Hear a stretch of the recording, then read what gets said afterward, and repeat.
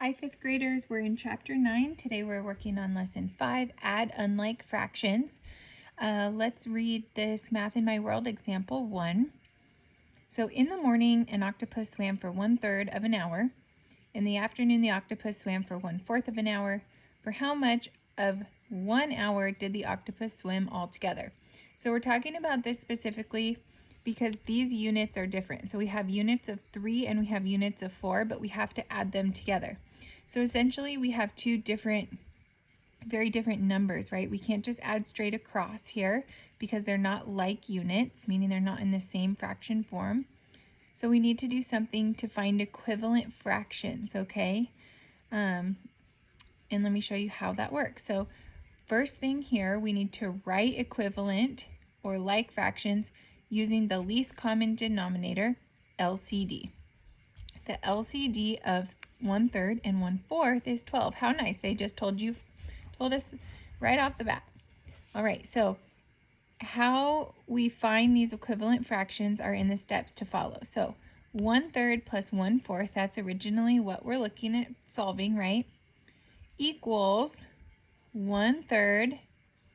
So I'm multiplying my thirds by 4/4 and my fourths by 3/3. And how I like to think about this is I know my least common denominator is 12. So 3 times what is going to get me to 12 and 4 times what is going to get me to 12. So 3 times what is going to get me to 12? Well, 3 times 4 is what's going to get me to 12. And if I do it to the bottom, I need to do it to the top. Same thing over here. I have 1/4. 4 times what is going to get me to 12? Well, 4 times 3 is going to get me to 12. And if I do it to the bottom, I need to do it to the top. Okay, so we're going to write equivalent fractions like this. Okay, so following these simple steps. Okay, so now we have 4/12 plus 3/12. Okay, and now we've done our multiplication, and guess what? Now I can add straight across. Now I can add 4 plus 3, right? Or 7, and I'm not going to add 12 and 12 together. I'm just working in 12ths now, okay? So that's a common mistake. Don't fall into that. Don't add 12 plus 12 on the bottom. You're only adding the denominators, okay? So 1/3 plus 1/4 equals 7/12. So the octopus swam for 7/12 all together, okay? And then we can check using models. Here's a picture of the models over here, okay? And we know that it comes out to 7/12 because you can see these pictures if you counted the 12ths. 1, 2, 3, 4, 5, 6, 7, okay? 1/3 here, 1/4 here. If we had fraction tiles, you could put those out beautifully. We don't have those in front of us, so we'll just trust this picture. But that is how you add unlike fractions. So the very first step is finding the least common denominator, okay?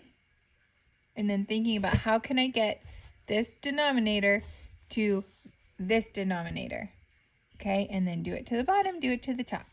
Awesome. Let's try that again on the back. So turn the page. Example 2. All right. You can use benchmark fractions such as 1/2 to check your answer for reasonableness. Okay, so a lot of the time in math, we're always looking for things to check our work. Okay, ways to check your work. So one strategy is using 1/2 as a benchmark. So let's see how that looks here. Example 2. Catalina spent 1/5 of her free time reading and 7/10 of her free time practicing her flute. What fraction of her free time did she spend reading and practicing her flute? So how much time altogether? So first we're going to add 1/5 and 7/10, and then we're going to estimate, okay? Because remember, we're trying to check our work here. So 1/5 plus 7/10 is approximately 0 plus 1, or just 1. Okay, so 1/5 on a number line is closer to 0, and 7/10 on a number line is closer to 1.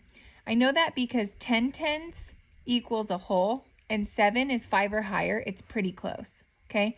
5/5 would be a whole, which would equal 1, and there's only one of those, okay? So it is closer to 0.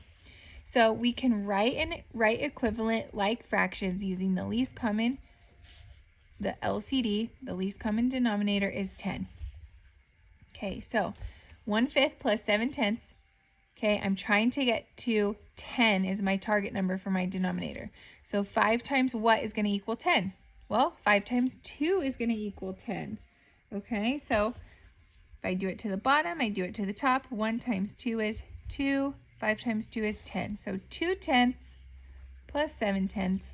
Okay, awesome. I didn't have to go up. I didn't have to like multiply 5 times 10 and do 50. I just know that 5 is a multiple of 10.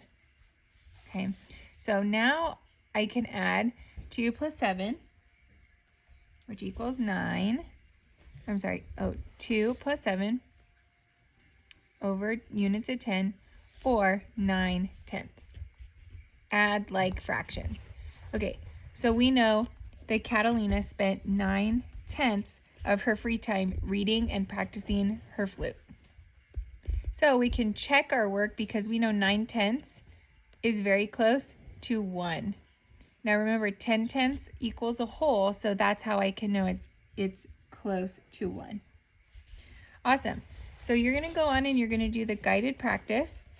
You'll also go on and do the independent practice on page 639, and you'll turn the page and do problem solving. You do not need to do the hot problem. On 640, you can stop there. Unless your teacher has asked you to do that, then you can. All right, I'll see you back for lesson 6.